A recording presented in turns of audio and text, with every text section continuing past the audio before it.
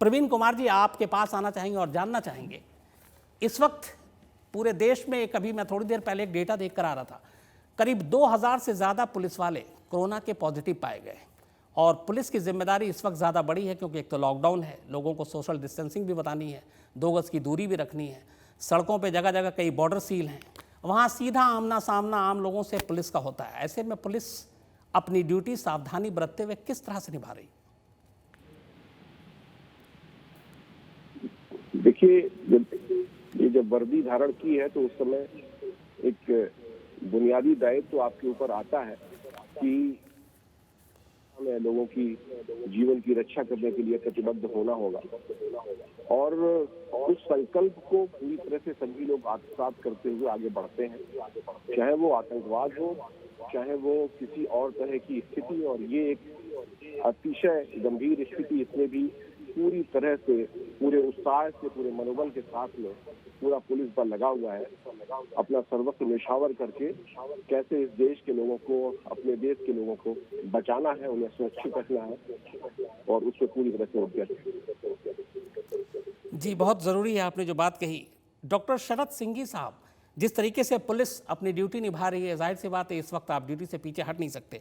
डॉक्टरों के बारे में भी अगर हम बात करें, जो सिर्फ अकेले महाराष्ट्र की अगर मैं बात करूं तो करीब 1800 डॉक्टर और नर्स और मेडिकल स्टाफ कोरोना पॉजिटिव पाए गए। देश भर में यह आंकड़ा शायद 2500 के आसपास है।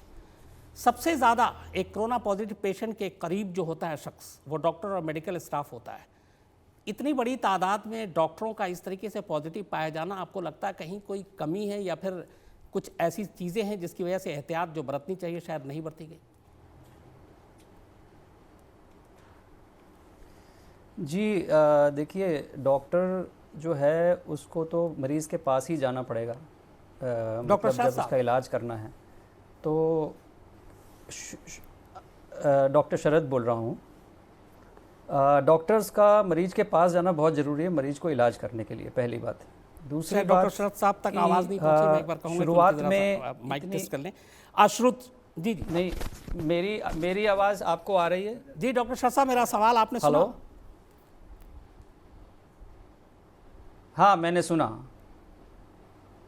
मैं इसीलिए कह रहा हूँ कि कमी तो देखिए, डॉक्टरों को मरीजों के पास जाना पड़ता है, शायद कुछ पहली बात। दूसरी बात, शुरुआत में डॉक्टर श्रुति मलिक जी, अगर आपने मेरा सवाल सुना हो तो चूंकि आप डॉक्टर हैं, आपने अगर सवाल सुना है तो उसका आप जवाब दें। जी बिल्कुल शम्स जी, देखिए, मैं सबसे पहले तो ये बताऊंगी कि 21वीं सदी में हम सब ने कभी कल्पना भी नहीं की थी कि एक छोटा सा वायरस हमारी ज़िंदगी में आएगा।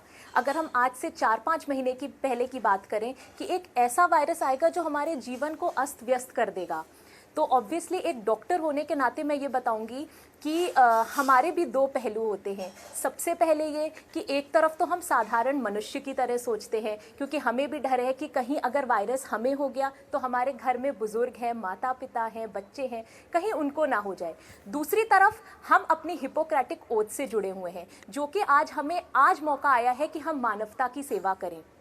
तो आपने जैसे बोला शम्स जी, ये बहुत ही अच्छा सवाल किया आपने कि हम सबको भी एक डर है, क्योंकि इतने डॉक्टर्स जो हैं वो पेशेंट्स को देख रहे हैं, उनमें भी चांसेस हैं कि वायरस हो जाए। बट जहाँ तक मैं आपको ये बताऊंगी कि हमें इस समय ज़्यादा डरने की ज़रूरत नहीं है और सकारात्मक सोच रखना है, क्योंकि अगर हम देखें तो बहुत सारे केसेस में अगर आपको कोई कोमॉर्बिड कंडीशन नहीं है तो सिर्फ 0.4% ऐसे पेशेंट्स होते हैं जो वेंटिलेटर्स पे जाते हैं। यंग पेशेंट्स में बहुत ही कम परसेंट चांसेस है, 99% जो है वो ठीक हो जाते हैं।